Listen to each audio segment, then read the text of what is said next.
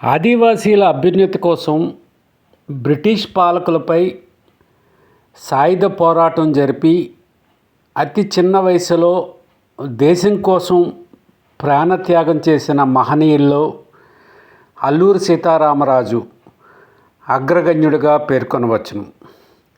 ఈ మహనీయుని 128వ జయంతి వేడుకలను జూలై 4వ తేదీన ప్రపంచవ్యాప్తంగా నిర్వహించుకునేందుకు అభిమానులు, ప్రజలు, నేతలు సిద్ధమయ్యారు. ఇటువంటి తరుణంలో వాస్తవానికి పశ్చిమ గోదావరి జిల్లాకు చెందిన అల్లూరి సీతారామరాజు విశాఖ జిల్లాలో, ప్రస్తుతం అనకాపల్లి జిల్లాలో ఉన్న నర్సీపట్నం అసెంబ్లీ నియోజకవర్గ పరిధిలోని గులుగొండ మండలం కృష్ణదేవపేట గ్రామానికి కేవలం మానసిక ప్రశాంతత కోసమే తరలివచ్చారు. కృష్ణదేవపేటకు చెందిన చిటికెల భాస్కరుడు అనే గ్రామ పెద్ద సహకారంతో కృష్ణదేవపేటలో కుటీరం నిర్మించుకొని ఆధ్యాత్మిక చింతనతో ప్రజలకు వైద్య సేవలు అందిస్తూ గడుపుతున్న అల్లూరి సీతారామరాజుకు విశాఖ ఏజెన్సీలో రోడ్ల నిర్మాణం పేరుతో బ్రిటిష్ పాలకులు గిరిజనులను చిత్రహింసలకు గురి చేస్తూ దోపిడీ చేస్తున్న వైనం తెలుసుకొని వారి దురాఘాతాలను ఎదిరించాలన్న కృతనిశ్చయంతో కృష్ణదేవపేట నుంచే సమరశంఖం పూరించి బ్రిటిష్ పాలకులను 2 ఏళ్ల పాటు ముప్పు తిప్పలు పెట్టారు. అల్లూరి సీతారామరాజు పోరాటాన్ని అణిచివేయడానికి ప్రత్యేకంగా సైనికాధికారులను, సైనిక బలగాలను బ్రిటిష్ ప్రభుత్వం నర్సీపట్నంలో మోహరించి 2 ఏళ్ల పోరాటాన్నే అణిచివేయగలిగారు.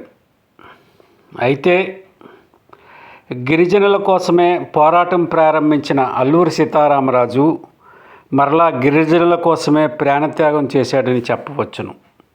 ఈ నేపథ్యంలో ఆనాడు అల్లూరికి కృష్ణదేవపేటలో ఆశ్రయం కల్పించిన గ్రామ పెద్ద చిటికెల భాస్కరుడు మనుముడైన నేటి తరం నాయకుడు చిటికెల భాస్కర్ నాయుడు మాటల్లోనే అల్లూరి ప్రాణత్యాగం విశిష్టత తెలుసుకుందాం. తాతయ్య గారి దినచర్య ఏంటంటే సాయంత్రం అయ్యేటప్పటికి ఆయనకి భాగవతం కానీ భారతం కానీ చదివడం, వినిపించడం, చుట్టుపక్కల కొంతమంది కూర్చోవడం, ఆ రోడ్డుకి సైడే ఆయన కూర్చొని ఇది జరుగుతుంది, సాయంత్రం జరుగుతుంది గమనించారు. ఈయన ఈ సాయంత్రం అయిపోయింది, మన ప్రాంతం కానట్టు ఉంది, ఎవరో ప్రత్యేకమైన ఒక వ్యక్తిలా కనపడుతున్నారు అని ఆయనకి అందుబాటులో ఉన్న వ్యక్తిని పంపించి ఆయన్ని కొద్దిగా తీసుకురండి అని పంపించారు.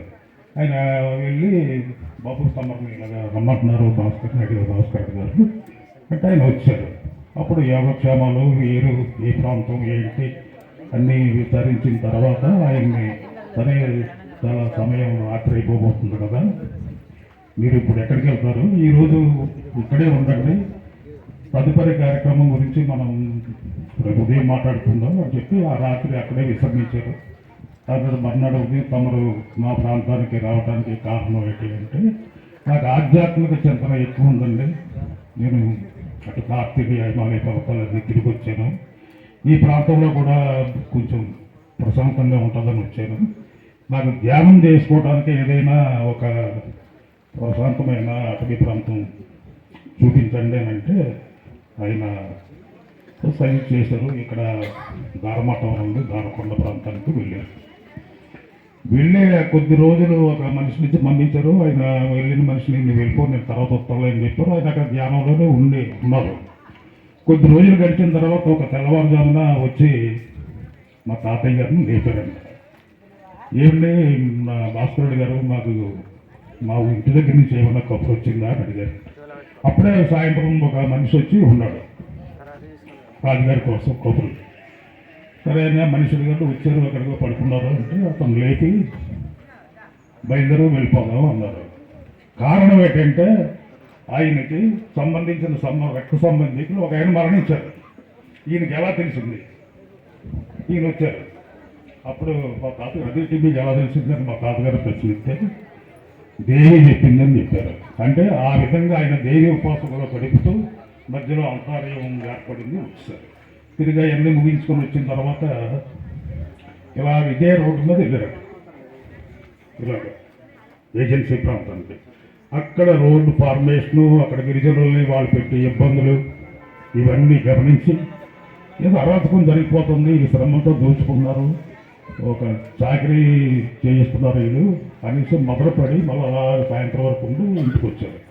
మళ్ళీ అలా 2 రోజులు 3 రోజులు అయిన తర్వాత ఆయనలో అప్పుడు కలిగిందండి ఈ పడి బాధలు, ఈ గిరిజన ప్రాంతంలో గిరిజనుల రోడ్డు నిర్మాణంలో పడి బాధలు, సాయంత్రం అయితే కూలీ సక్రమంగా ఇవ్వకపోవడం, ఇవన్నీ గమనించిన తర్వాత దీన్ని ఎదుర్కోవాలి అనే భావం ఆయనలో మెదిలిన తర్వాత అప్పుడు మా తాతయ్య గారితో చర్చిస్తే మనం ఏమాత్రం బ్రిటిష్ ప్రభుత్వాన్ని ఎదుర్కోవటానికి మన శక్తి సరిపోతుందా అని ఆయన వారించినప్పటికీ కూడా లేదండి, నేను ఇంక అదే దారిలో నేను వెళ్ళిపోతాను, నేను సమీకరిస్తాను, గిరిజనుల్ని సమీకరించి అది ఎదుర్కొంటాను, పోరాటం చేస్తాను.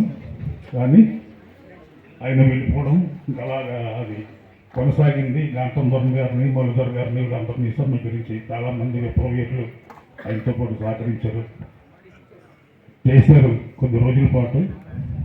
అయితే జరిగింది, ఎదుర్కోలేకపోవచ్చు, ఇది చేసినంత వరకు చేశారు. ఆయన మరణించిన తర్వాత అప్పుడు కలెక్టర్ రూదర్ఫర్డ్ సీతారామరాజు గారు చనిపోయారనంటే నమ్మలేదండి ఆయన. ఇంతమంది యోధుల్ని ఆయన మట్టు పెట్టారు కదా, ఏ విధంగా ఆయన మీరిద్దరూ ఎలా చంపేశారు, ఇది నమ్మలేము. కాబట్టి అక్కడ మంప పర్వతంలో జరిగింది ఇది. దాని మీద ఆయనకి డౌట్, సందేహం వెలబుచ్చిన తర్వాత కృష్ణదేవరాడు తీసుకెళ్ళండి, ఆయన గురించి దగ్గరగా బాగా ఎరిగిన మనిషి భాస్కరుడు గారు, ఆయన చేత ఐడెంటిఫై చేయించండి, అప్పుడు మనం తదుపరి కార్యక్రమం నిర్వహిద్దామని చెప్పిన తర్వాత ఆయన్ని జూలు కట్టి కృష్ణదేవరాడు తీసుకొచ్చి మా ఊరు మార్కెట్లో రామకోట దగ్గరలో ఆ చెట్టుకి జారబెట్టిన తర్వాత మా తాతగారిని తీసుకెళ్ళి చూపించి ఆయనే నిర్ధారించిన తర్వాత అప్పుడు ఇక్కడే దాన సంస్కారాలు లాంఛనం గౌరవప్రదంగానే నిర్వహించారు. ఆ విధంగా ఆయన చరిత్ర మాకు తెలుసున్నందరితో అలా ముగిసిపోయింది. కానీ ఈ విప్లవ చరిత్ర అనేది ఎప్పుడూ ముగిసిపోదండి, ఎవరొకరు వస్తారు ఉంటారు. ఈ ప్రజలకి న్యాయం చేయడానికి, ప్రజల తాలూకు హక్కులు పోరాటానికి ప్రయత్నం జరుగుతూ ఉంటాయి. కొంతమంది సభ్యులైపోతూ ఉంటారు. ఆయన ఒకే రోజు 3 పోలీస్ స్టేషన్లు పట్టడం జరిగింది. అది సాధ్యపడదు, కమ్యూనికేషన్ లేదు. అటువంటి మీ మహత్తరమైన శక్తులు కలిగిన మహానుభావుడు మా ప్రాంతానికి జాతీయ స్థాయిలో గుర్తింపు తెచ్చారు. ఆయనకి ఎప్పుడు మా ప్రాంతం అంతా రుణపడే ఉంటుంది.